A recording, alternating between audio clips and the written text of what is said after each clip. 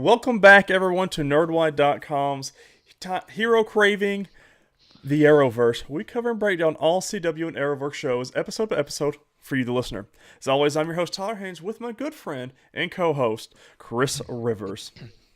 I'm going through Bebo withdrawal. Dude, aren't we all? Yeah. What our one true god, Bebo, is not around anymore. Quick housekeeping before we jump into this. Don't forget to share, rate, and review this podcast on whatever podcasting service you use. We are officially on YouTube, and we are doing our best to upload every single episode on there so you can watch it in video format if you prefer it that way. So subscribe to us at youtube.com/nerdwide. Chris recaps Blacklist and Blind Spot at purefandom.com, so make sure you're checking out his weekly recaps there. And then, brand new, we are starting our weekly questions on Mondays, so make sure you're following our Facebook and or Twitter to partake in the discussions. We're going to do one for Arrowverse and one for Multiverse. This week's Arrowverse question is, do you think Barry will be saved, or will save Dibney, or is he lost for good? That question might be a little confusing at first, but after Flash, you will understand it. But now, this is our 29th official episode, and give you a recap of how this is going to go down. Each week, we go through all of our Arrowverse TV episodes in order as they air. We're going to bring you our thoughts and reactions to every one of those episodes. That being said, we're going to jump right into it for the first time in a long time with Supergirl episode 314, titled "Shot Through the Heart." And this song was not played in the episode, and No, I was not okay with that. right. It was just when you have a title like that, you got to get the rights to the song. Yeah, Man. and I mean, I thought that's what they were going to do because they did a karaoke night. Was like how it very first started off. No, that was not. We had this happen earlier this season with Legends when they had an episode titled "Welcome to the Jungle," I think. Yeah, it didn't happen. Yeah. So, come on, CW, what are y'all doing? But man, is it good to have Supergirl back? I mean, I hate not having Legends, but it's finally good to see the beautiful cast of Supergirl, minus Maggie. Well, hopefully next season we won't have to worry about this sort of thing, right? Because they're expanding to 6 nights a week. I still don't understand how they're doing that. So hopefully all these series will be full seasons, no weird breaks like this. Hopefully. But, with CW, they like to take as many hiatuses as possible. But we'll see. So like I said earlier, we start out with the team and John's father actually going to karaoke night. Everyone's just having a good time. Wynn goes up to the stage to start singing a song. He sees the TV. We find out that his dad, which is the toy maker, is actually found dead in prison. Depresses everyone quite a bit. We go to the funeral scene, and there's only a handful of people there, and it's just about only like Wynn's closest friends. And as the casket's being lowered down into the ground, we see his mother for the first time, which apparently she has not been around for 20 years. Didn't even think about that, or wasn't really discussed much. But as she is talking to Wynn at this gravesite, the casket explodes. The whole team is thinking the possibility of, you have to assume that he's either alive or someone's working with him. But Wynn's in denial. He's like, no, he goes, this is just his one last trick, one last hoorah. Don't worry about it. He's obviously, upset about the whole thing and upset about his mother being there. But we find out the truth about why Wynn's mother was not there for 20 years. Apparently, the toy maker was very abusive to his mother and to Wynn. And the toy maker told the mom to leave her son, or she would kill the son, or he would kill Wynn. And so she left for 20 years, not to protect herself, but to protect Wynn. I don't know if that was the right decision, but right. There was even a memory that they talked about of, Wynn thought he was going to Disney World, but they didn't go to Disney World. And the way he remembered the events was not quite accurate what happened. Apparently, they went to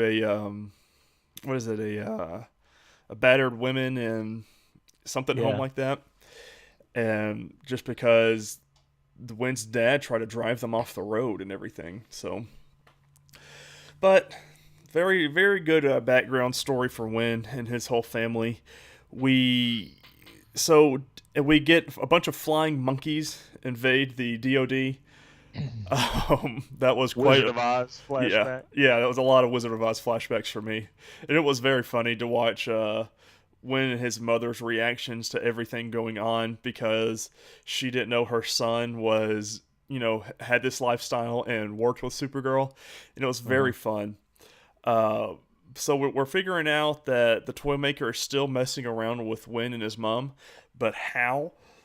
We get answers to that later on. But in the meantime, we see Jean and his dad and Alex all at a little family dinner because Alex has never been to their new apartment. Uh, they have a nice dinner. Jean goes to prepare dessert, and Jean's dad and Alex start talking. We find out that he has dementia, and he is not telling Jean because he's trying to protect him. He says he's already dealing with too much. He's already taken care of me this much. I don't want to worry him anymore. Classic father dad stuff. No matter if you're from Mars or not, there are these classic moments, which I thought it was very nice to put that in there and include. We find that Wynn's mother was able to track down who was making the toy maker stuff by looking at a part that, as they were, taking apart these flying monkeys, she looked at a part, stole the part, and then steals a gun. And she was able to find out who was doing this. And apparently, it is not the toy maker. He is actually 100% dead. But we see this random blonde lady is the one who's orchestrating everything. We find out she was actually a maintenance worker at the prison and got very, very close to the toy maker and kind of became her apprentice, his apprentice, kind of, sort of. Right. And that's how we get all this. We see Win and his mom, they actually stop the lady as the rest of the team is out fighting random toys. We get a cool little power for Mon-El. It's actually, he's using a cape to stop a giant T-Rex, which I thought was really cool, which is going to play on later into the episode because he says he'll teach Kara how to do it since she does have a cape. And we did find out that his suit in the future has a cape as well. That's why he learned all these cape tricks, is what he called it. And then they stop the lady. That's pretty much it for that whole storyline. The rest of the team goes back to karaoke, and Win and his mom start singing. They're hanging out. Win's mom was gonna leave, but Win's like, "No, you could stay." Did you ever remember the outcome of that? I think I tuned it out or something. Is she staying or is she leaving? I don't believe she's staying. I watched it I think later that night on Monday, and so I haven't seen it since. Yeah, And I'm kind of like you. I don't remember that part. yeah. I'm pretty. Like, I'm with you. I'm pretty sure she leaves, but semantics. It's not really that important. And then we find out that the Legion didn't land in this time unintentionally. If you remember from the last episode, 313, Mon-El and his wife were talking. He was, she's been her and Brainiac have been lying to him. Is it Brain? It's not Brainiac, is it? It's why can't No, Brainy. Brainy? There we go. That's, you see where I can get Well, confused here. technically, I think they call him Brainiac 5, Yeah. but So they call him Brainy. yeah. So they were lying to Mon-El, um, and we find out what that was because Supergirl and Mon-El were talking, and Supergirl was thinking it was about his feelings towards her, and he was like, "No, it's about this," which was very funny. I would say that's how Yeah. the whole scene went down. But we found out that the third world killer, Pestilence, evolves in the future to become someone named Blight, and that's the whole reason that the Legion came back to this time is not to do what they were talking about, but to come and kill Blight. Now, Chris, you've got a Right. theory for this. I do. What you got? I think it's Sam's daughter. Ooh, really? Why you say I that? mean, well, we first off we don't know who the dad is. We only know that Sam was made, Right. and obviously the person has to be already in existence in this timeline because they've come back to stop her. So, that'd be because maybe they try. and I think the reason that they kept it secret from Monel initially, and why they haven't, as a group, told Supergirl, it's she's not going to be okay with killing Right. anyway. But if she finds out it's a child, Yeah, that's she's not really gonna. not going to be okay with it. Hmm. That'd be a twist, wouldn't it? Though. It would. And then this episode ended with we see Lena is studying Sam. Now, Hmm. I don't remember how she found out about Sam. Do you?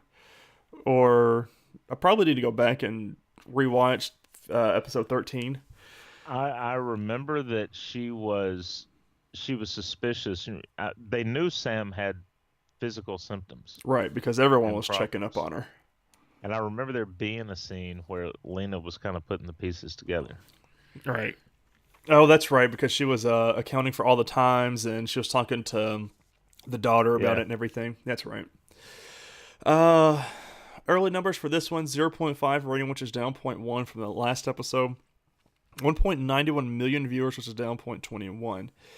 And then next episode is titled "In Search of Lost Time." And those ratings aren't terrible considering the No. long layoff. Uh, this is episode 14, and those ratings put it the seventh best rated episode of the season. So it's right in Yeah. the middle of the pack. And that's not bad coming back from a longer hiatus like this, you know. Right. Uh, Next show we've got on the list is Flash episode 418, titled "Lose Yourself." Now, Chris, this was a good episode. We got a lot of plot development. Of course, we're rearing up towards the finale soon. We we see with Harry. He puts his thinking cap on. He invented a sonic scepter that actually Mhm. mimics Izzy's powers, which, if you remember, Izzy is the one who was able to do her little sound wave with her violin, and it's actually able to bypass the thinkers, the devices and barriers that he's built for himself. So Harry Right. says, "You know what? I made this. It's no technology, so Kilgore's powers can't affect it." And he said the first hit, you knock him out. Second hit will melt his insides. I was like, well, that escalated quickly. So, Yeah. but and then we finally find our last bus meta, which is, of course, number 12. His name is Edwin Gauss. He is the last bus meta, and he uses portals in between dimensions just like DeVoe does. Except we found out that these dimensions, Edwin is only supposed to be able to do, they said, no dimensions are exactly the same. So Edwin's dimensions he's going to is his own, while DeVoe's is his own as well. Uh, Right. while they are trying to get to Edwin, when they do get to Edwin, we see Caitlin Snow get stabbed by the Samuroid. And by the time we come back from the commercial break, we see that Frost actually healed Caitlin. So what Killer Frost did was she switched for a second, healed her, then switched right back. Which I feel like y'all could have drawn that out a little bit, drawn it out a little bit more with her being injured. Right. But the whole point of the scene was that Killer Frost and Caitlin leave messages to each other, and they talk to each other that way. That they would leave post-it notes all over the office for each other, and I thought that was kind of Yeah. cool. Yeah, and they're color coded too. Yeah, very, very. Yep, I didn't even notice that. Good call though. We see Edwin agrees to stay in the pipeline. He's a very hippie character, and he actually enjoys staying in a box for some reason. Whatever. And we see a lot more character development for Dibney this episode. Him and Barry are having an argument, again. But this one is about, why don't we kill DeVoe? He says, this is the only way it's going to stop him for good, and I'm tired of him hurting my family, is what Dibney said. And we find out that way what we're talking about is Dibney counts the Team Flash as his family. Yeah. And it was very emotional, but they have problems with this. We find out that Edwin has already been to DeVoe's lair, and it's only when he is extremely high is he able to go to the lair. I thought that was great. Yeah. We see that we kind of got a little bit of hint of it last episode, but Joe West is having a problem with Harry using the thinking cap a lot because he's starting to realize that he's actually having an addiction to this. And he kind of confronts him a little bit. We'll get back to that later, though. We see though, that what? would be a hard thing not to get addicted to, Mm-hmm. because when he's got it on, it's basically there are no mysteries anymore. Yeah, he's the smartest man in the world.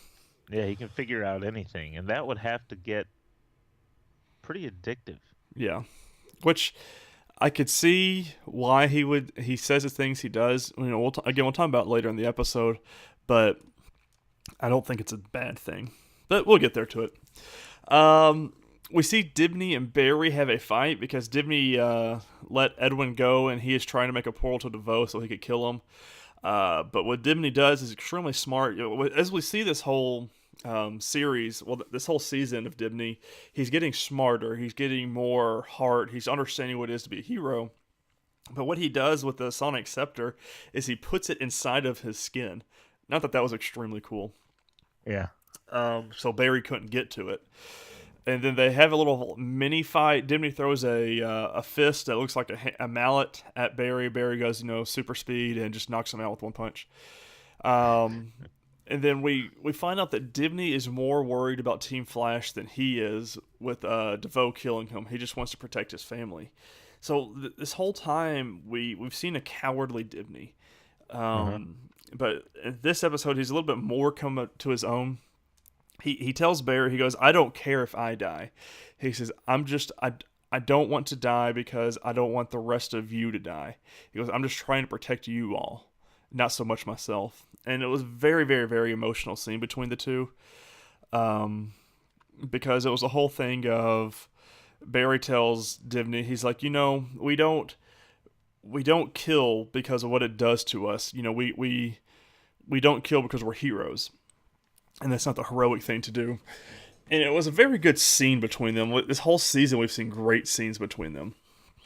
But we formulate a plan that Dibney had right with using Edwin to get to the lair. So Flash gets the Sonic Scepter. Him, Killer Frost, and Vibe go to DeVoe's lair.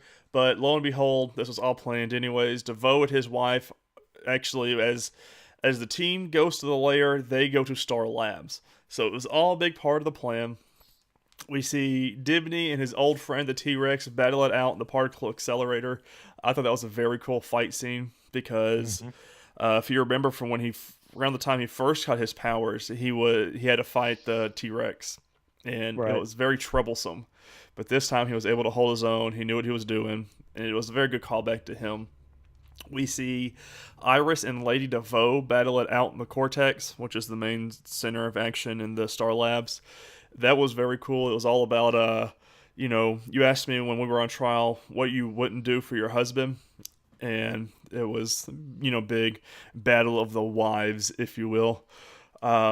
Meanwhile, Harry goes to the time chamber and puts the cap on, and he tells Gideon to inject it with dark matter.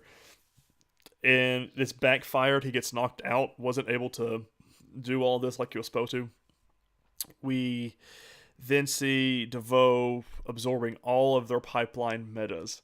So I think there was just the three of them. So Edwin got absorbed. We saw, what was the not the absorbing man?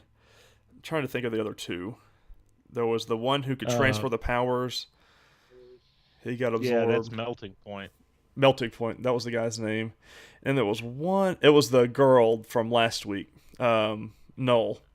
All three of them laying on the ground. He's killed them and took their powers. Iris stabbed herself to get the team back. She was able to get to the chair to bring the team back by stabbing herself through Lady DeVoe's weapon. Very heroic of her as well. And then Dibney had a chance to kill DeVoe, but he didn't. Instead, he captured him. He took Barry's speech to heart. We don't kill. And he didn't. And then, Flash gets to Dibney and sees DeVoe standing there behind Dibney. He thought he killed him, but he didn't. It was a very good scene. Um, I'm trying my best how to word this because it's a good point. So we we see DeVoe staying back up with the cuffs on that's supposed to stop the powers. DeVoe turns to Dibney. He says, before you put these on, you should really see what color they are. And they look down at the cuffs, and they're purple from Kilgore. So he was able to break free. And then he grabs Dibney and starts taking his power. And Barry states, "Hold on, I'll save you." And Dibney, in his last words, says, "You already did." And then DeVoe takes Dibney's powers. And now he has all 11 Bus Meta's powers if you exclude the nuclear man from the one who could blow up.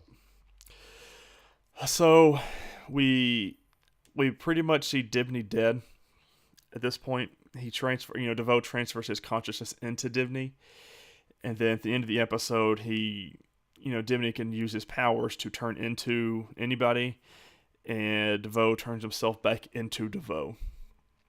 But during this little last fight scene with Dibney and DeVoe, we see Vibe, Killer Frost, and Flash try to take on DeVoe, and using all those powers, he takes down the team real easy.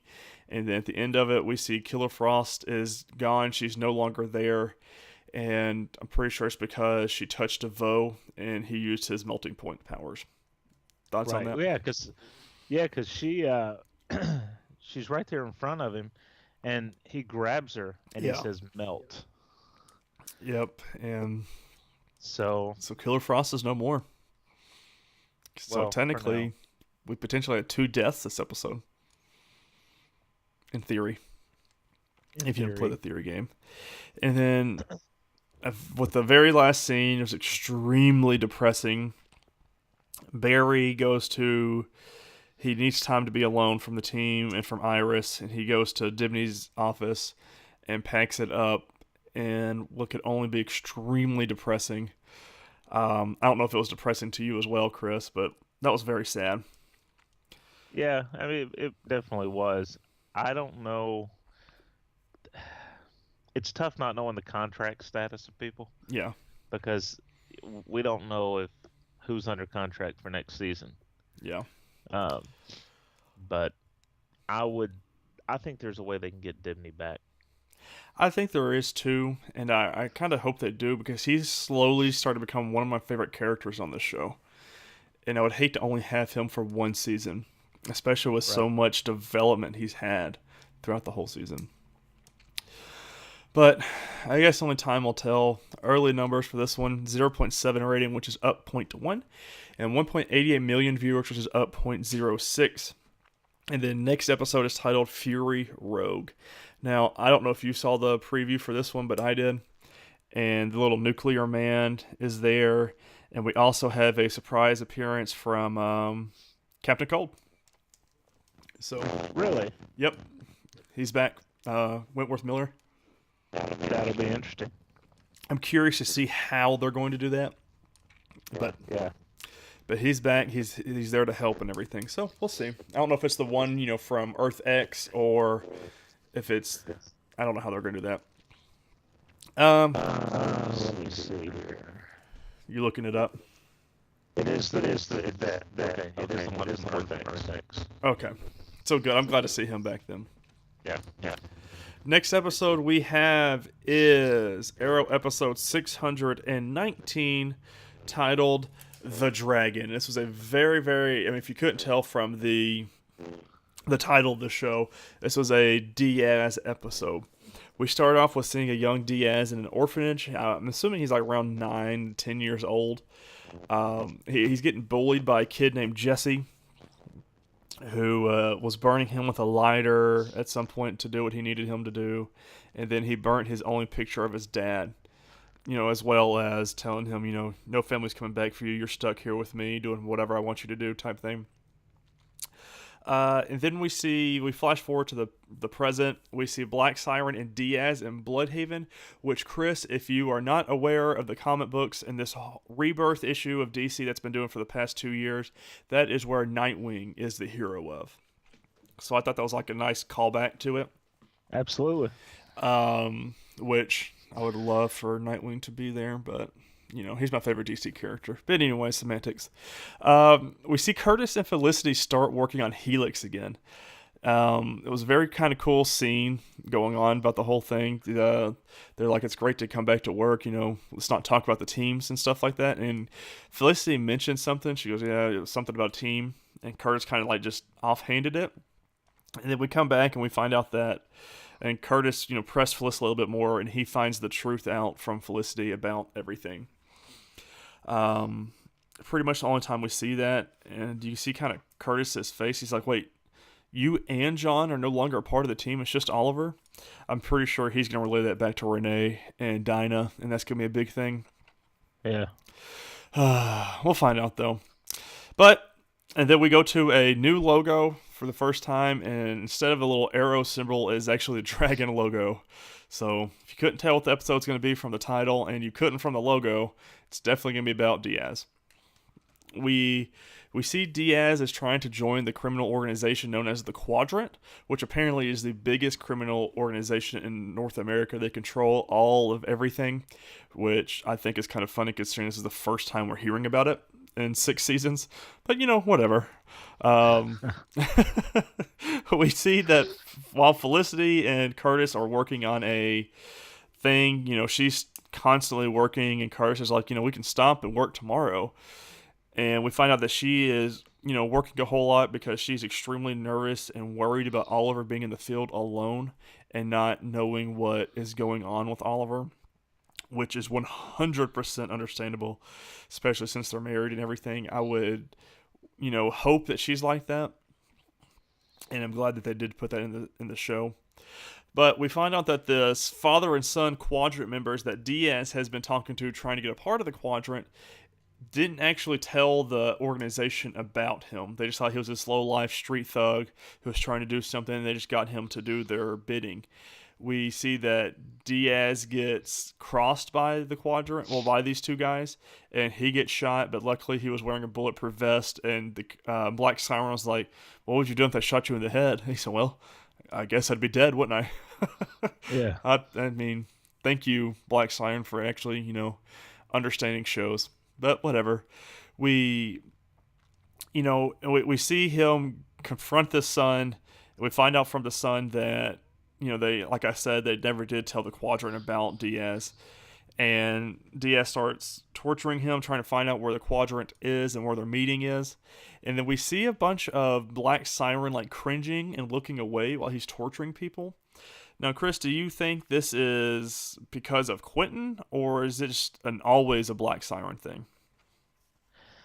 I I think Quentin's starting to have an effect on her. Yeah. And you could definitely see it in these scenes, but it really showed up at the end of the episode. Yeah. I think at the end of this, she's going to be the saving grace of everything. Of course, Yeah. by the way they're doing it, I'm pretty sure she's going to turn on Diaz because this is, I don't know. I feel like we're going to have more Katie Cassidy, who plays Laurel in Black Siren. I feel like we're going to have her seasons to come. And, I know we've talked about in the past. I'm pretty sure she's going to be one of those ones. She joins the team and is trying to, redefine herself and have problems with it. But we'll see how it goes. It's a lot easier to be bad than it is to be good. Isn't it, though? Man, if only. Yeah. We see at the end of the episode, Diaz finally does get his seat at the Quadrant by killing the father, which is just a bunch of no-name Quadrant members, which I think this is my whole problem with the whole episode and this whole organization. We've been 6 seasons and I've never heard of this group. And this episode was extremely rushed. They just kind of killed this guy off, and now he's got the seat. Way to bury the lead, guys. Right. 6 years in before you hear about supposedly the most powerful organization in North America. You'd think someone would have mentioned it. And then, the very end of the episode, we see Diaz brings his bully up to this rooftop with Laurel, not Katie Cassidy. And he finally gets revenge on his bully by pouring gasoline all over him and lighting him on fire.